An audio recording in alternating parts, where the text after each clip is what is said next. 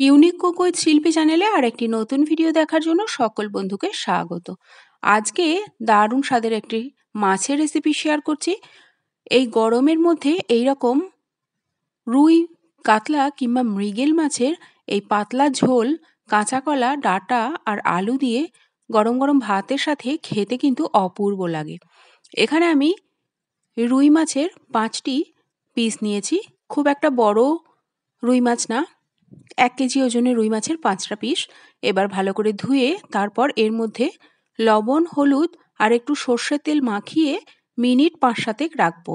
সর্ষের তেল মাখালে লবণ আর হলুদটা খুব ভালোভাবে মাখানো যায়, তাই আমি একটু সর্ষের তেল মাছের মধ্যে দিলাম। লবণ আর হলুদের সাথে সাথে একটু পাতিলেবুর রসও কিন্তু মাখানো যেতে পারে, তাহলে মাছের আঁশটে গন্ধ থাকবে না। যথারীতি রান্নাটা করার জন্য সর্ষের তেল ব্যবহার করতে হবে, তাহলে ঝোলের টেস্ট হবে অসাধারণ। সর্ষের তেল গরম করে হাই ফ্লেমে প্রথমে সর্ষের তেলটা গরম করে ফ্লেমটা মিডিয়ামে রেখে মাছগুলোকে মিডিয়াম টু হাই ফ্লেমে করে একটু ব্রাউন করে ভেজে নেব। দুটো দিকই উল্টে পাল্টে ঠিক যেমন আমরা মাছ ভাজি সেরকমভাবেই গোল্ডেন ব্রাউন করে মাছগুলোকে ভেজে নিচ্ছি। খুব বেশি মাছ কিন্তু ভাজবো না, মানে খুব বাদামি করে ভাজবো না।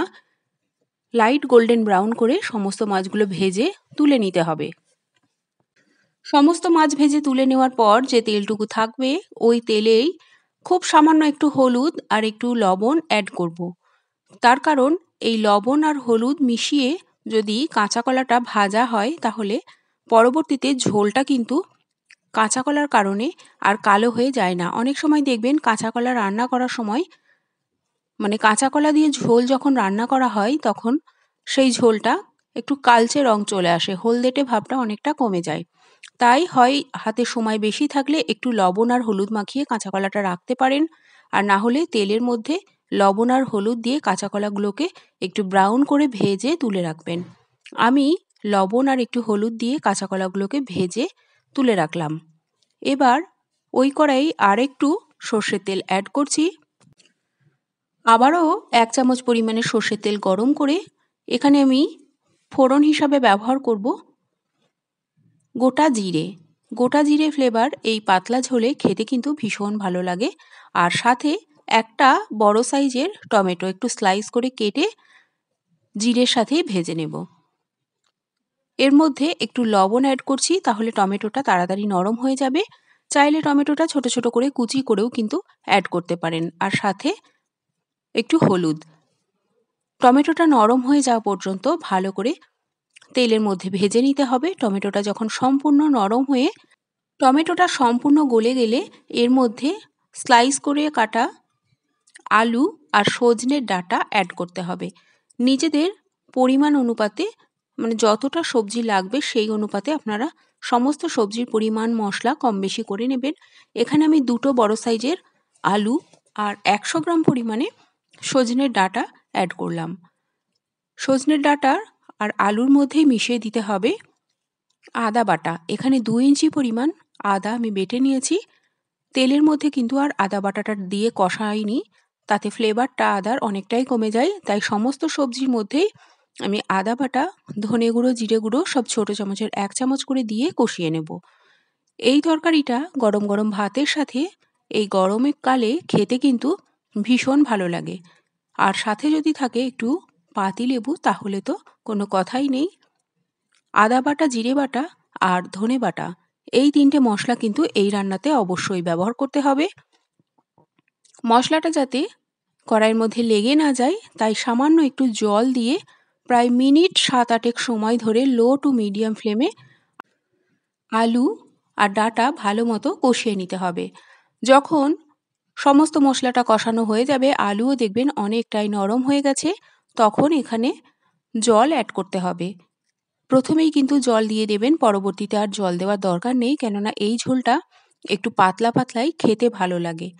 তাই যতটা দরকার জলের পরিমাণটা সেইভাবেই দেবেন। আমি এখানে ৫০০ ml জল ব্যবহার করছি।